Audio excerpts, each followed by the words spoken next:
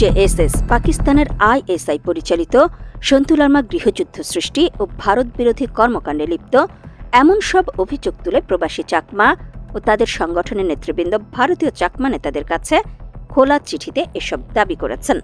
তাদের আরও অভিযোগ, পিসিজেএসএস এর কারণে ভারত ও বাংলাদেশের চাকমা সম্প্রদায়ের ওপর মাদক পাচারকারী ও নার্কো সন্ত্রাসবাদী তকমা দেয়া হচ্ছে।